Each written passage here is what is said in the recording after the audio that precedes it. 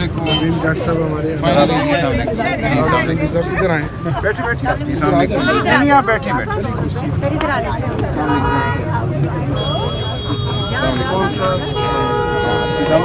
जी साहब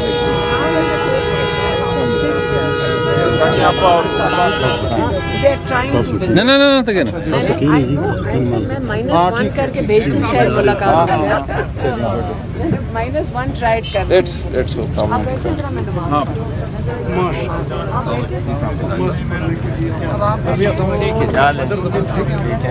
चलिए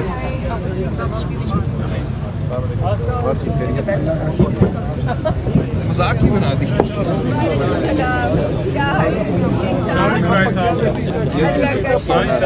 हाँ जी क्या जो आपको नहीं कौन गया? क्या हाल है? कोई गया? हाँ गए। अस्सलाम वालेकुम जी। अस्सलाम वालेकुम। क्या हाल है? क्या हाल है? बैठ जाए। क्या हाल है? कौन कौन गया? इधर आ जाओ। अस्सलाम वालेकुम। सर आप लोगों को नहीं छोड़ा? वो अंदर गए हैं जी, फैसल चौधरी साहब गए हैं जी, दूसरे गए हैं जी, सही साहब को नहीं जाने दिया, तो फिर गए अपना आपके उस्मान गिल साहब। किधर से गए? उस्मान गिल फैसल उसको भी इजाज़त मिली थी, गए हैं। फैसल हुआ ही पहले ही कहाँ है फैसल? फैसल आए, फैसल भाई किधर है? और चौथा जो है वो गया है जी अपना ये अफजाल अजीम पाठ साहब जो है लाहौर से। वो कैसे आ गए? पाठ साहब अब गए होंगे फैमिली में। नहीं उसी वक्त ही 4 लोग गए हैं जी। हमारा नाम उन्होंने ओके नहीं किया जी। पाठ साहब और से नहीं, पाठ साहब लाहौर से। चलो अच्छा चलेगा। किन किन लोगों के नाम दिए थे उनमें कोई भी नहीं मिला? 4 लोग 5 नाम नहीं 6 नाम थे, 6 में से एक बंदा मिला है, बाकी एक फैसल मलिक मिला है। फैसल वाले हमारे अच्छे थे। हाँ फैसल मलिक मिला है, और दूसरा जो ज़हीर अब्बास थे उसकी जगह पर उन्होंने उस्मान गिल को भेजा है। तो ज़हीर अब्बास को क्यों नहीं भेजा? ज़हीर अब्बास को उन्होंने पीछे से नाके पे रोक लिया। ज़हीर अब्बास ने कहा कि फिर आप चले जाओ, क्योंकि उन्होंने आईडी कार्ड देखा, दोनों बगैर यूनिफॉर्म के थे कि पता ना चले ना। तो जब उन्होंने कहा कि आप तो ज़हीर अब्बास हैं, आपका नाम लिस्ट में है, तो आप नहीं जा सकते। जिसका लिस्ट में है वो नहीं जा सकता। हाँ वो नहीं जा सकता। सर फैसल फरीद साहब दूसरी दफ़ा जा रहे हैं, आपके नाम भी हैं, आप नहीं जा सकते, क्या आप वजह? मुस्कुरा क्यों रहे हैं? सर वैसे नहीं सर।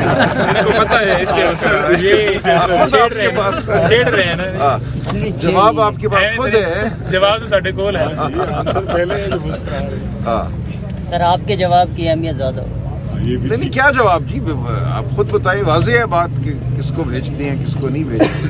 ठीक है, हमने तो बात कर ली है, बात बिल्कुल वाज़ेह है। पार्टी की जानिब से कोई अगला लाए अमल तैयार किया जा रहा है? बिल्कुल किया जा रहा है। चुप तो नहीं बैठेंगे ना जी, ये पूरी कौम देख रही है जो ये हो रहा है, जो जुल्म है, बर्बरियत है, अदालतों के साथ मजाक है। अदालतों से अब हमने सवाल करना है ना, और बार बार हर रोज़ करेंगे हम। अदालत इस मुल्क में है या नहीं है, ये अदालत के फैसले की तौहीन है ना। हमने पिटिशनें की हुई हैं, 2 हफ्ते हो गए हैं, अदालत ने अभी तक वो पिटिशन लगाई नहीं हमारी। तो हम इंशाल्लाह कल से अदालत के बाहर भी खड़े होंगे, अदालत से हम मांगेंगे इंसाफ, अदालत से कहेंगे कि अपनी बका के लिए हुक्म करो। तो जो लोग मुलाकात के लिए गए हैं पार्टी मुतमईन है? नहीं देखिए, ज़ाहिर है हमने लिस्टें दी हैं, लिस्ट के मुताबिक अगर नहीं भेजा जाता तो मुतमईन नहीं है। सर 1 महीना हो गया डयाला जेल में मुलाकातें नहीं होने दी जाए, तो देखिए बचकाना सी ये बात है। क्यों नहीं करते कि आप इस्लामाबाद हाई कोर्ट हम गए हुए के बाहर बैठ जाएं? गए हुए हम ये भी करेंगे, और गई हैं आप कुछ दिन पहले। अब इसी तरफ हमें मजबूर किया जा रहा है कि हम इस्लामाबाद हाई कोर्ट को उसके वजूद का एहसास दिलाएं। अगर अदालत है तो अदालत खामोश नहीं बैठ सकती। खामोश अदालत नहीं है। अदालत का काम है फैसले करना, हुक्म देना। तो हम इंशाल्लाह ये करेंगे। सर आप जब लीडरशिप होगी या आपके साथ वर्कर भी होंगे? चले जाते हैं उठ के, तो चले क्या होगा? तक उठेंगे नहीं उठेंगे इंशाल्लाह जी, ये मैंने कोई ना कोई फैसला तो करना पड़ेगा। सर जब आप हाई कोर्ट की तरफ जाएंगे तो आपके साथ वर्कर भी होंगे या फिर पाकिस्तान तहरीक इंसाफ की लीडरशिप होगी? मैंने देखिए अदालत पे हमने कोई हमला तो नहीं करना ना, हम अदालत में एक दरखास्त लेके जाएंगे, वो खुला होंगी जो अदालत सर हमला करने आप तो इधर भी नहीं आते? हम कहीं भी हमला नहीं करने आते, हम अदालत में जाएंगे जैसे अदालत में जाया जाता है। तो हम अदालत के सामने अपना मुकदमा रखेंगे, हाई कोर्ट हो फिर सुप्रीम कोर्ट हो।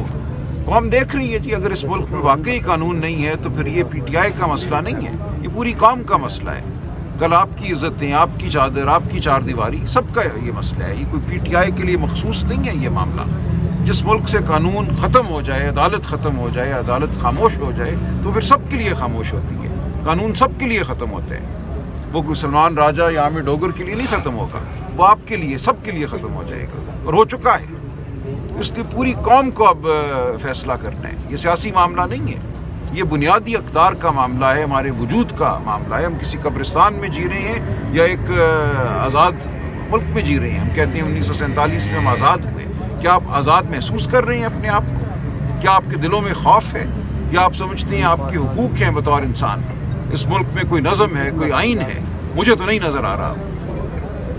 सर आज आपके MNAs भी यहाँ पे आए हुए हैं, और क्या आपको लगता है उनके प्रेशर की वजह से जो है वो एक दो बहनों को जो है वो मुलाकात की इजाज़त मिली है? हमें नहीं पता उन्हें भी इजाज़त मिली है या नहीं मिली है, हम इंतज़ार करेंगे। प्रेशर तो मुझे नहीं पता है या नहीं है। प्रेशर उस पर होता है जिसके दिल में कुछ डर हो, खौफ खुदा हो, जिसका ज़मीर जिंदा हो। लेकिन हम कोई डंडे लेके तो यहाँ नहीं ना आए, निहत्ते बैठे हुए हैं। तो हमारा तो प्रेशर अखलाकी प्रेशर ही हो सकता है ना। अखलाकी प्रेशर वही महसूस करेगा जिसका ज़मीर जिंदा है। सर आपने कहा अदालतों में जाएंगे, अदालतों में आपको इजाज़त मिल भी गई बार बार, लेकिन उसके बावजूद उसके ऊपर अमल नहीं किया गया, आपको मुलाकात की इजाज़त नहीं दी गई। आप नहीं समझते कि कोई नई हिकमत अमली अपनानी चाहिए? देखिए, वो हिकमत अमली कौम अपनाएगी। इसीलिए अर्ज़ कर रहा हूँ कि ये सियासी मामला नहीं है। एक लम्हा आता है जब पूरी कौम को एहसास हो जाता है कि वो अब एक महकूम कौम बन चुकी है, फिर बात सियासत से आगे बढ़ जाती है। तब एक नई अंगड़ाई, एक नई तारीख रकम होती है। तो ये आएगा ये लम्हा, इतनी देर ये जुल्म नहीं चलता।